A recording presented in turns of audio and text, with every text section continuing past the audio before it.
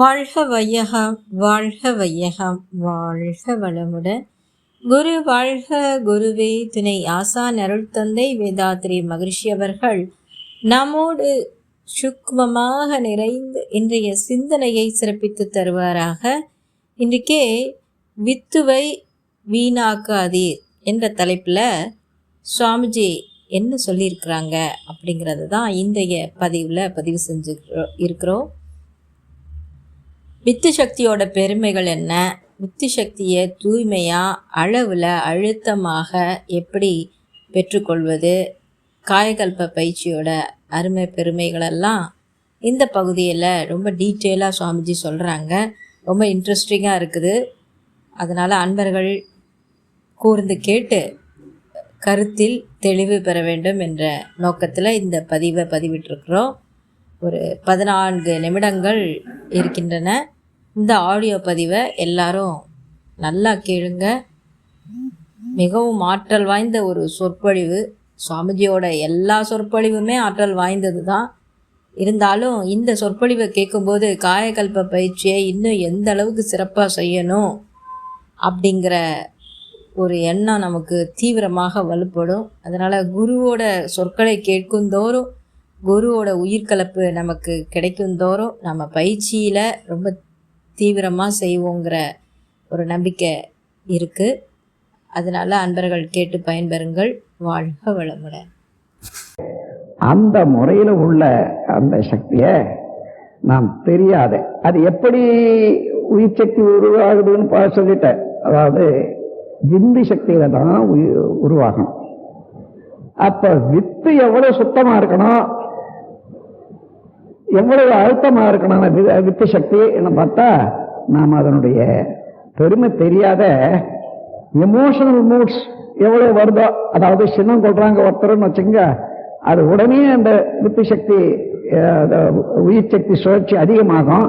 அதனால ஒரு பகுதி வெளியேறியே போயிடும். அதோட லாஸ்ட் தான். அந்த மாதிரி உணர்ச்சி வயப்பட்ட செயல்கள் எல்லாம் நம்ம உயிர் சக்தியை விட்டு விட்டு விட்டு விட்டு மனிதன் எப்பொழுதுமே உயிர் சக்தி குறைவாகவா அதை ஏழையா தான் இருக்கிறான்னு வச்சுங்களேன். அதனால உற்பத்தி ஆகக்கூடிய ஜீவகாந்த சக்தியும் குறையுது. அதுக்கு ஏற்றவாறு எண்ணங்கள், செயல்கள் இவைகளெல்லாம் உண்டாகும். ஆகையினால இது வரைக்கும் தெரிஞ்சோ தெரியாமலோ இந்த குறைபாடு ஏற்பட்டது. அது மாத்திரம் இல்லாத உடலின் நோய் என்ற காரணத்தினால வித்து சக்தியை அதிகமாக வேஸ்ட் பண்றது மனிதனை விட வேற எந்த ஜீவனும் இல்லை. எந்த ஜீவனும் ஒரு துளி வித்து கூட வீணாக்கவே ஆகாது. மனித அதுல ஒரு இன்பம் இருக்குதுன்னு தெரிஞ்சு தானாவே அதிகமாகவே அந்த உடல் உறவுல வச்சுக்கிற போது வேஸ்ட் ஆகிறான். ஒண்ணு, உடல் உறவு திருமணம் ஆகிற வரைக்கும் தான் காத்து இருக்காங்களான்னு பார்த்தீங்கன்னா, நான் ஒரு வைத்தியன், அதனால நான் நேரடியாக உங்களுக்கு என்னுடைய அனுபவத்தை சொல்றேன், எல்லாரும் தெரிஞ்சுக்கங்க. இந்த உச்ச வயது வர்ற காலத்துல சாதாரணமாக ஆணுக்கும் பெண்ணுக்கும் அந்த உள்ளுறுப்புகள் எல்லாம் விரைப்பு கொள்ளும். அந்த வித்து அதிகமாகிற போது கொஞ்சம் சேர்ந்து விட்ட பிறகு விரைப்பு கொள்ளும். அந்த காலம் பார்த்து திருமணம் செய்து கொள்ள வேண்டியதுதான் அவசியம். அதுக்கு முன்னதாக இந்த சமுதாயத்தில் என்ன இருக்குதுன்னா, எப்பொழுதுமே இந்த சிற்றின்பத்தை தூண்டி விடுறதுக்கு ஏற்ற கதைகள், காட்சிகள், அது இது இதெல்லாம் சினிமா, போக்குவரத்து எல்லாம் காண காண அதை இன்னும் ஈர்க்க வச்சு அந்த இன்ஸ்டிங், அந்த உணர்வை அதிகரிக்கிறதுனால தாங்க முடியாத என்றது இன்னைக்கு இந்த உலகத்துல இளைஞர்கள் ஒரு 60% வச்சுங்க. சில நாட்டில் அதிகமா இருக்கும், இந்தியாவில் தான் அது அதிகம். மற்ற நாட்டில் அங்க கற்பு நெறி என்றது ஒரு அளவுல சும்மா பேச்சு அளவு இருக்குமே தவிர, மற்ற இதெல்லாம் இங்கிருந்து போன வாடதான் கற்பு நெறின்னு பேசிக்கொள்றது. ஆகவே அந்த மாதிரி இருக்கிற போது இங்க வேஸ்ட் வீணாக்கி கொள்ளக்கூடிய இளைஞர்கள் எவ்வளவோ பேர் இருக்காங்க. நான் இப்படி சொல்றேன்னு இல்லையா, நீங்க நல்ல ஆராய்ச்சியாளர்கள் ஒரு 4 பேர் 5 பேர் சேர்ந்துங்க, ஒரு ஸ்கூல் பாய்ஸ் எடுத்துக்கங்க, நல்ல நான் சொல்ற வயதுல, அதாவது 14 இருந்து 18 வயது எடுத்துங்க. தனியா போய் ஒவ்வொருத்தரும் ரகசியமா கேளுங்க, எல்லாத்தையும் உடச்சு விட்டுடுவோம். அந்த ஸ்டாட்டிஸ்டிக் எடுத்து பார்த்தீங்கன்னா இது 60ன்னு சொல்ற பாருங்க, 70 80 கூட போடும். அந்த மாதிரி வேஸ்ட் பண்ணிடுறதுனால மனித வளம் அடியோட, அதாவது உயிர் சக்தியும் எழுந்துடுறான், காந்த சக்தியும் எழுந்துடுறான், வித்து சக்தியும் எழுந்துடுறான். இன்னைக்கு வர வர இந்த வித்துல, அதாவது குழந்தை பேருக்கு உரிய சக்தி இருக்குது பாருங்க, அது ஸ்பெர்ம் கவுண்ட்னு சொல்லுவாங்களே, வர வர குறைஞ்சு போயிட்டே இருக்குது. ஏன்னா அது வீணாக வெளியேற்றி விட்டுவிட்டதுனால, போதிய அழுத்தம் இல்லாததுனால அந்த ஸ்பெர்ம் கவுண்ட் சரியா இல்லை. அந்த அளவுக்கு உடல் சக்தி இல்லை. படிச்சுக்கிட்டே வருவான், படிச்சுக்கிட்டே வர்ற போது மறந்துகிட்டே வருவான். அங்க பிடிக்காது. அதாவது அடைப்பான் விடுப்பான்னுட்டு சொல்லுவாங்க. அடைப்பான்னா வால்வ் ஆக்ஷன், இழுத்து பிடிக்கிறது அடைப்பான். விடுப்பான்னா தள்ளும் சக்தி. இந்த இரண்டும் நமக்கு இருக்குது. அந்த இழுத்து பிடிக்கிற சக்தி போச்சு. அது போறதுனால படிச்சுக்கிட்டே வர வேண்டியதுதான், விட்டுக்கிட்டே வர வேண்டியதுதான். படிச்சது இழுத்து பிடிச்சதான் நிற்கும் மூளை செல்கள்ல இல்லை. அப்புறம் பரீட்சையில அதுக்கு தகுந்த மார்க் தான் கிடைக்கும். அப்பா அழுவாங்க, அம்மா அழுவாங்க, அவனும் அழுவான். இந்த மாதிரி பார்க்கணும். இதுக்கெல்லாம் ஒரே ஒரு இது நான் கண்டுபிடிச்சு, பிற்காலத்தில் எத்தனை பேரை இப்போ அந்த, அதாவது இந்த காயகல்பத்தை செய்து பயிற்சி செய்துட்டாங்கன்னா அந்த நீர்ப்பு தன்மையை குறைச்சிக்குது. முதல்ல அளவை குறைக்குது, அளவை அதிகரிக்குது. அதனால என்ன ஆகுதுன்னா, அந்த செக்ஷுவல் இன்ஸ்டிங்க்ட்ன்றது நீர்ப்பு தன்மையினால ஏற்படக்கூடிய தேவையில்லாத இன்ஸ்டிங்க்ட் இல்லை. அதுல இருந்து எத்தனையோ இளைஞர்கள் இன்னைக்கு முன்னேறி வந்துட்டாங்க. இன்னும் மற்றவர்களை கூட பாதுகாக்கணும்னு சொன்னா, நீங்கள்லாம் எடுக்கக்கூடிய எதிர்காலத்தில் எடுக்கக்கூடிய முயற்சியினால எல்லா குழந்தைகளையும் நாம் பாதுகாத்துக் கொள்ளலாம் என்று கூறி, அத்தகைய முறையில வித்து எவ்வளவுக்கு எவ்வளவு நாசம் பண்ணிட்டு இருந்தாலும் சரி, அதை மீண்டும் புதுப்பிக்கவும், இப்பொழுது வித்து நீர்த்து போயிருந்தா அந்த நீர்த்து போன வித்தை போதிய அளவு கெட்டிப்படுத்தவும் நல்லது ஒரு பயிற்சி இந்த காயகல்பம் தான். காயகல்பத்தில் you are recycling the sexual vital fluid. உடம்புல உற்பத்தி ஆகி அங்க வந்து சேர்ந்த இல்லையா, அதுல நீர்த்து போயிடுது. நீர்த்து போனது மறுபடியும் நீங்க ரீசைக்கிள் பண்றீங்க. அது அப்ப நீர்த்து போன வித்தெல்லாம் நல்ல கெட்டிப்படுது. கெட்டிப்படுதுன்னா வர வர அளவு ஜாஸ்தியாது. அனாவசியமாக செக்ஷுவல் இன்ஸ்டிங்க்ட் வராது. ஆகவே மனித குலத்தை இன்னைக்கு இருக்கக்கூடிய சீரழிவிலிருந்து பாதுகாக்கிறதுக்கு இந்த காயகல்ப பயிற்சி மிகவும் உதவியாக இருக்கும், ஒத்தாசையாக இருக்கும் என்று கூறி, இப்பொழுது இதுல இந்த காயகல்பத்துல 2 விதமான பயிற்சி கொடுக்கிறோம். ஒண்ணு வித்து அதிகரிச்சு அதன் மூலமாக உடல் நலம் காப்பது, அதோட ஆயுளின் நீளப்படுத்துறது. இந்த இம்மேச்சூர் டெத்னு சொல்லுவாங்க பாருங்க, அந்த மாதிரி காலத்துக்கு முன்னாடி அகால மரணம்.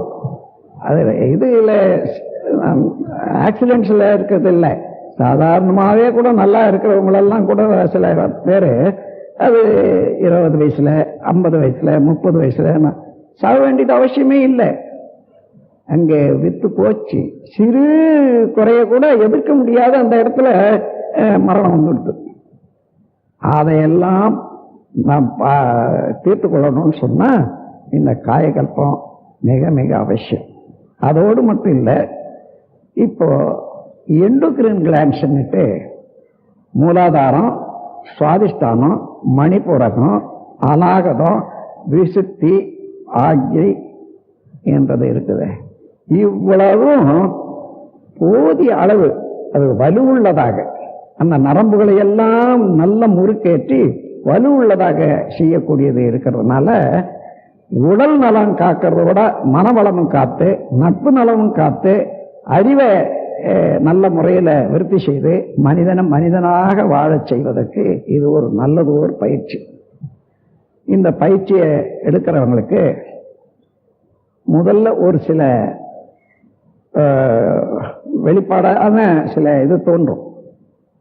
வயது ஆக ஆக எல்லாருக்குமே தோல் சுருங்கும்ல, உடம்புலையும் சரி முகத்திலையும் சரி தோல் சுருங்கும். என்னடா இதுக்குள்ள கழக நாட்டம் தெரியலன்னு சொல்லுவாங்க இல்லையா? அது ஒன்றும் இல்லை, இந்த தோல் சுருக்கம்னா. இந்த தோல் சுருக்கம் நீங்க யாரை ஒன்னாலும் பாருங்க, இந்த காயகல்ப பயிற்சி எடுத்தவங்க 80 வயசுல 90 வயசு இருந்தாங்கன்னா கூட தோல் சுருக்கம் வராது. அத அவங்க சித்தர்கள் அதை சொல்றாங்க, அந்த அளவுக்கு இதை கொண்டு வரணும். அத்தகைய ஒரு பயிற்சி பெற உலகத்திலேயே இந்த நாட்டில் இவர்களால், அதாவது சித்தர்களால தான் கண்டுபிடிக்கப்பட்டது. அந்த பயிற்சி அவங்க தான் செய்தாங்க. அதாவது நோய் இல்லாத காக்கலாம் ஒன்று, ஏற்கனவே நாம் தவறு செய்து நோய் வந்துட்ட அதை போக்கிக் கொள்ளலாம் 2, கருவமைப்பின் மூலமாக தொடர்ந்து வரக்கூடிய அஷ்டகர்ம வியாதிகள்னு சொல்லுவாங்க. அதாவது 8 விதமான வியாதிகள் தொடர்ந்து கரு தொடராக வரும். அது என்னன்னா தொண்டை புண், இருதய புண், லங்ஸ் புண், இறப்பை புண், குடல் புண், நீர்ப்பை புண், விந்து பை புண், மூலாதாரம் அதாவது மூலப்புண், தோல் ரணம், இவைகளெல்லாம் அஷ்ட கர்ம வியாதிகள்னு சொல்லுவாங்க. நீண்ட காலமாக தொடர்ந்து ஒருத்தருக்கு வந்ததுன்னா அவருக்கும் இருக்கும் ஆயுள் பரியந்தான். அப்படியே பையனுக்கும் இருப்பு கட்டிடும், குழந்தைக்கும் இருப்பு கட்டும். இதுல தான் அஷ்ட கர்ம வியாதிகள். இந்த கர்ம வியாதிகளை படிப்படியாக குறைத்து தூய்மை செய்யக்கூடியது இந்த காயகல்பம். அன்பர்களே, இதனுடைய பெருமையை அனுபவிக்க ஆராய்ச்சியோட அனுபவிக்கத்தான் உங்களுக்கு தெரியுமே தவிர வாய்னால நேரடியா ஏதோ சொல்ற போது, ஏன்னா இது தத்துவம் உட்பட்டது, விஞ்ஞானம் உட்பட்டது, அனுபவத்தில் தெரிந்து கொள்ளக்கூடியது. ஆகையினால நான் இது வரைக்கும் அந்த விஞ்ஞானத்தை நான் விளக்கம் கொடுக்கறத இதோட நிறுத்துகிறேன். இப்போ இதுல என்ன செய்யறோம்னு கேட்டீங்கன்னா, வித்து சரியாக, அதாவது கெட்டிப்பட அளவுல அதிகரிக்க வேண்டிய முறையில தூய்மை அடைய இதுக்கு ஒரு பயிற்சி. அது வித்துக்குரிய பயிற்சி. ஆயுள் நீளம் இவைகளெல்லாம் உண்டு பண்ணும். இன்னொரு பயிற்சி, ஆயுள் நீளம் இருக்குது வந்துட்டு, ஆனா முதுமை வருதுன்னு வச்சுங்க. முதுமை சிலருக்கு நரம்பு தளர்ச்சி வந்தா முதுமை வந்துடும். எந்த வயதுலயும் வந்துடும், 40 வயசுல கூட முதுமை வந்துடும். ஆனால் அந்த நாள நரம்பு தளர்ச்சி வராத பாதுகாத்துக் கொள்ளணும். இதோட இந்த 2 பயிற்சிகளும் 12 வருஷ காலம் ஒரு குருவோட இருந்தால் அவன் சொல்றதெல்லாம் கேட்டுக்கிட்டு அவர்களுக்கு இதை செய்து, அதாவது துண்டு செய்து, அதன் பிறகு ஒன்று கற்றுக் கொடுப்பார். அதுக்கப்புறம் கொஞ்ச நாள் பொறுத்து அப்புறம் இதில் ஒன்று கற்றுக் கொடுப்பார்.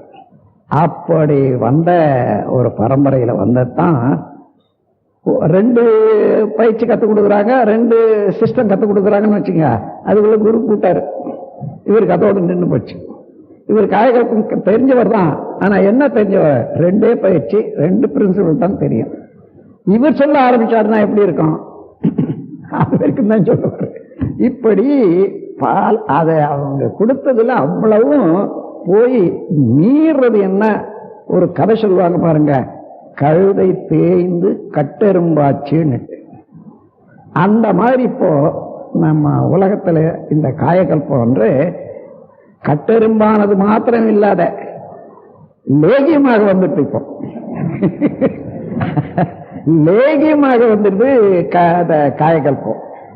ஆகவே அதையெல்லாம் இல்லாத இந்த சித்தர்கள் எந்த மனதோட எந்த அறிவோட இதை கண்டுபிடிச்சார்களோ அதே முறையில 50 ஆண்டு காலமாக இந்த சித்தர்கள் நூலை ஆராய எனக்கு வாய்ப்பு கிடைச்சதை ஒட்டியும், சித்த மருத்துவத்துல உங்களுக்கு தெரியாது, நான் ரிஜிஸ்டர்ட் டாக்டர் இன் சித்த மருத்துவம். அதனாலயும் எனக்கு அதுல அவ்வளவு ஆராய்ச்சி அதுல இருந்து வந்து தான் இதை கண்டுபிடிச்சு ஒவ்வொரு மூல முடுக்கில் இருக்கக்கூடிய ரகசியங்கள் எல்லாம் தொகுத்தாச்சுப்போம். அதெல்லாம் மொத்த கலைகள் இதுவரையில மனிதன் கண்டுபிடிச்சது 64 கலைகள். அத்தனை கலைகள் கற்றாலும் அதுல காயகற்ப கலையும் ஒண்ணுதான். அது கற்காவிட்டால் இந்த உடல் விழுந்துடும். இந்த உடல் விழுந்து போச்சுன்னா என்ன ஆகும்? அந்த மற்ற கற்ற கலையெல்லாம் மண்புக்கும், அதுவும் மண்ணாய் போடும். ஆகையினால காயகல்ப கலையை கற்றுக்கொள்ளுங்க. வாழ்க வளமுடன். ஸ்கை வேதாத்ரி அமுதம் சேனலை சப்ஸ்கிரைப் பண்ணாதவங்க சப்ஸ்கிரைப் பண்ணுங்க, பெல் பட்டனை டச் பண்ணுங்க. அப்போ தான் நாங்கள் போடுற எல்லா வீடியோஸும் உங்களுக்கு கிடைக்கும். நன்றி. வாழ்க வளமுடன்.